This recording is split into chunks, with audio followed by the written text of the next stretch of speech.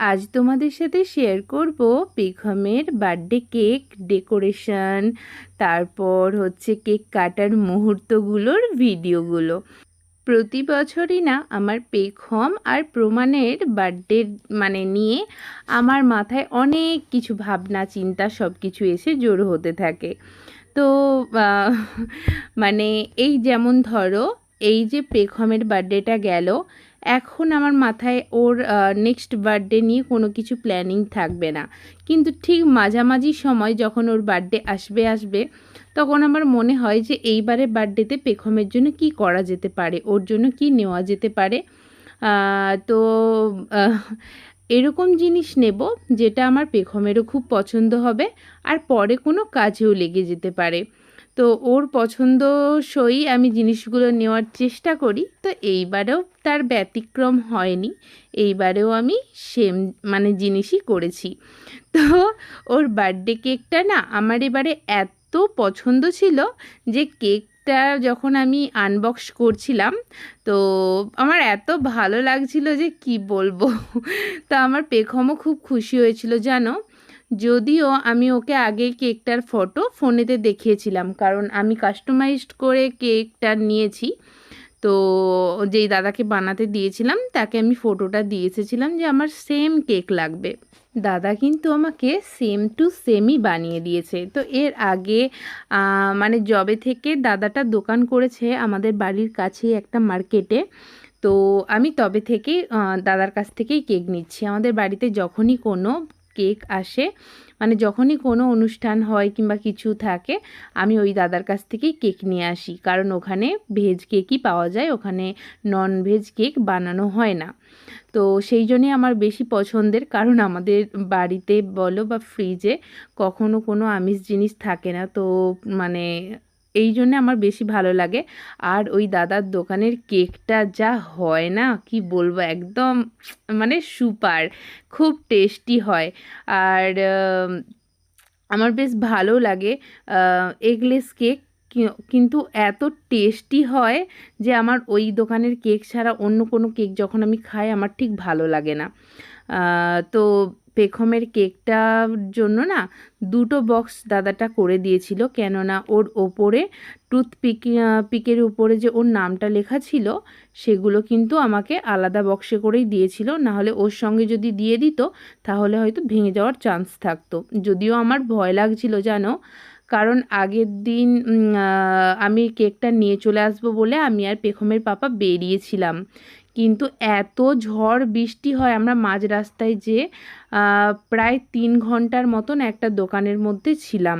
তো যেই মার্কেটে দোকানটা কেকের দোকানটা, ওখানে আমি পৌঁছতে তো পারিনি, উপরন্তু বাড়িও যেতে পারিনি, প্রচুর ঝড় বৃষ্টি হচ্ছিল, যার কারণে আমরা মাঝ রাস্তাতেই দাঁড়িয়ে ওখান থেকেই রিটার্ন ভিজে ভিজেই বাড়ি এসেছি, কারণ বৃষ্টি থামার নামই নিচ্ছিল না। যখনই একটু হালকা হচ্ছে ভাবলাম এবারে বৃষ্টি থামলে বাড়ি আসবো, কিন্তু বৃষ্টি হালকা হওয়ার সাথে সাথে আবার জোরে চালু হয়ে যাচ্ছিল। তো সেই কারণে রাত্রে আনতে পারিনি। পরের দিন সকালে যখন গেছিলাম তো তখন হচ্ছে খুবই আস্তে আস্তে পেখমের পাপা গাড়ি চালাচ্ছিল, আমি কেকটা নিয়েছিলাম বলে।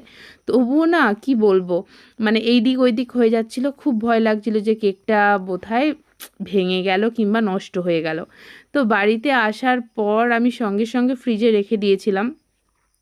এখন যখন আমি কেকটা খুলেছি দেখলাম সামনের দিকটা হালকা, তোমরা ফটো দেখলে বুঝতে পারবে যে কেকটা কীরকম একটু হয়ে গেছিলো।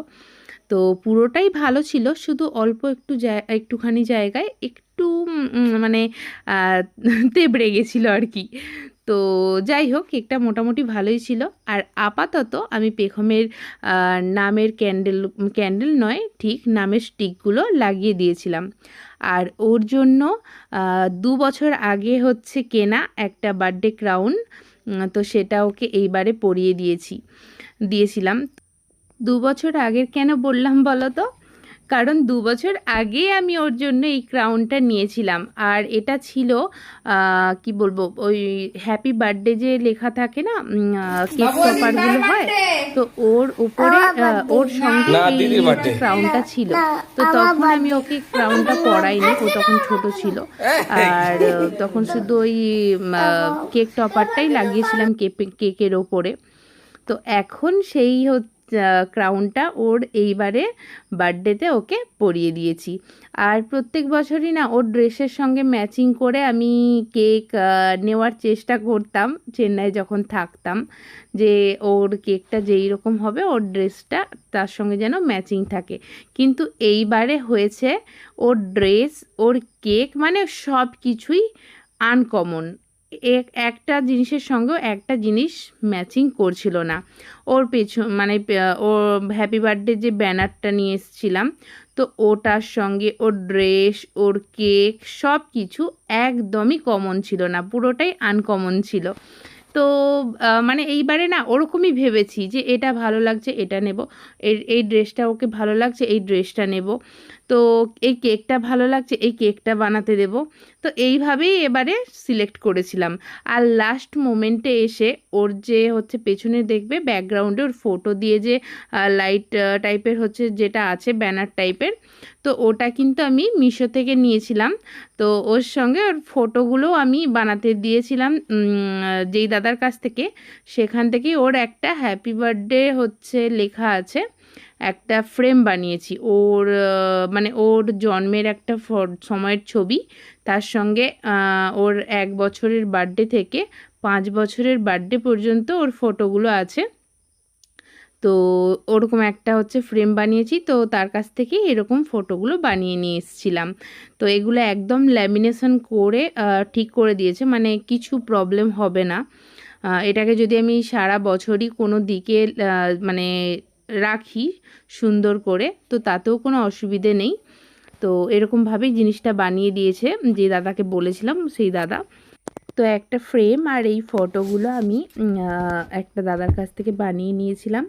তো এত ভালো লাগছে যখন আমি পুরোটা রেডি করে নিই, আর লাইটের মধ্যে যখন ফটোগুলো হচ্ছে মানে ফটোগুলো এত উজ্জ্বল দেখতে লাগছিল, তখন খুব ভালো লাগছিল কিন্তু দেখতে।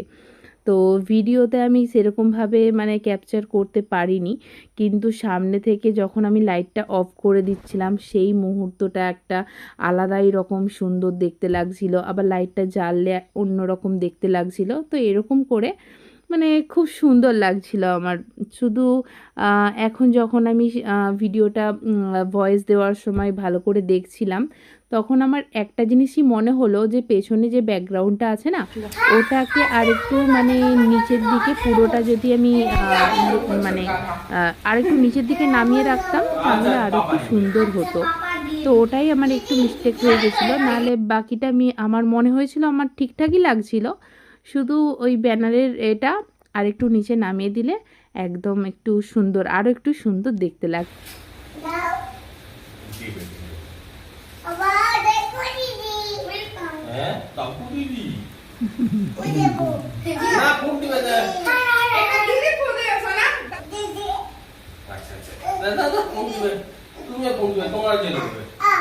হ্যাপি বার্থডে বলো, হ্যাপি বার্থডে টু ইউ, বলো বলো বলো হ্যাপি বার্থডে তুমিও লাগবে, happy birthday happy birthday happy birthday to you, happy birthday Pekham, happy birthday বলো, হ্যাপি বার্থডে দিদি।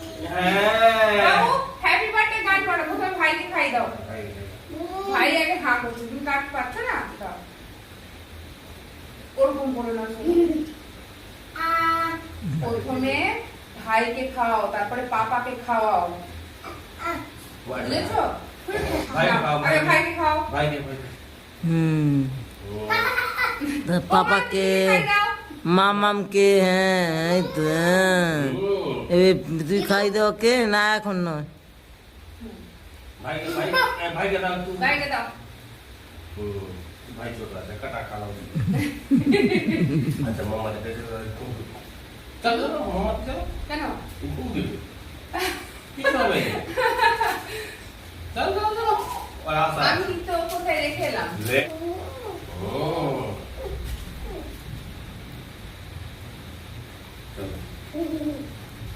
Happy birthday to you.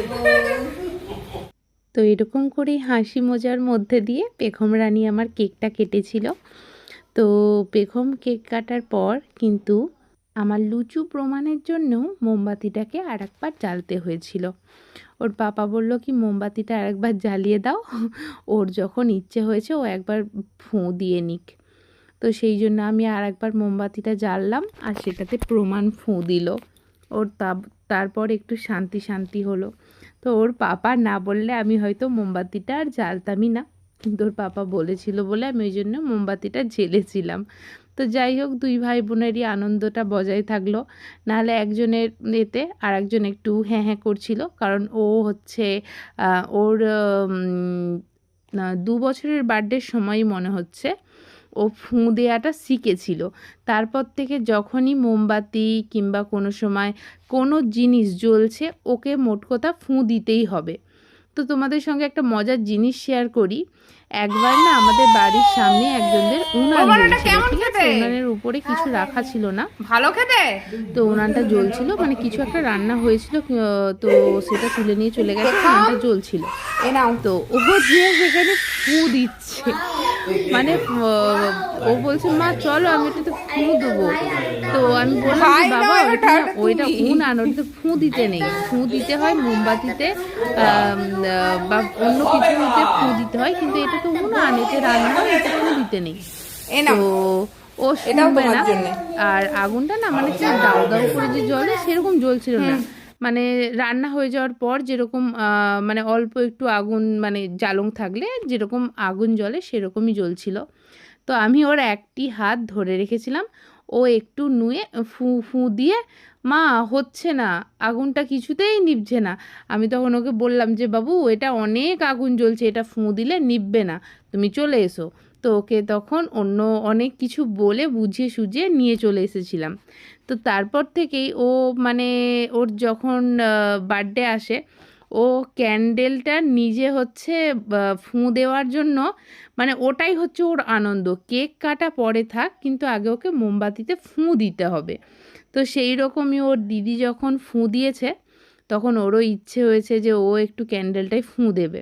তার জন্যেই আরও একবার করে আমি ক্যান্ডেলটা জ্বালিয়ে দিয়েছিলাম। ও ফুঁ দিয়ে ওর মানে কি বলবো একটু শান্তি হয়েছে। তো এইভাবেই আমার পেখমের বার্থডে কেক কাটিংটা মানে শুরু থেকে শেষ হয়েছিল। তো তোমাদের কেমন লাগলো অবশ্যই জানিও। আমার পেখমের এটা 6 ইয়ার বার্থডে সেলিব্রেশন ছিল। তো চলো আজকের মতো এখানেই শেষ করছি, আবার আসছি অন্য কোনো ভিডিও নিয়ে। সবাই খুব ভালো থেকো আর আনন্দে থেকো। আর আজকের এই ভিডিওটা কেমন লাগলো অবশ্যই জানিও। আজকের মতো সবাইকে টাটা।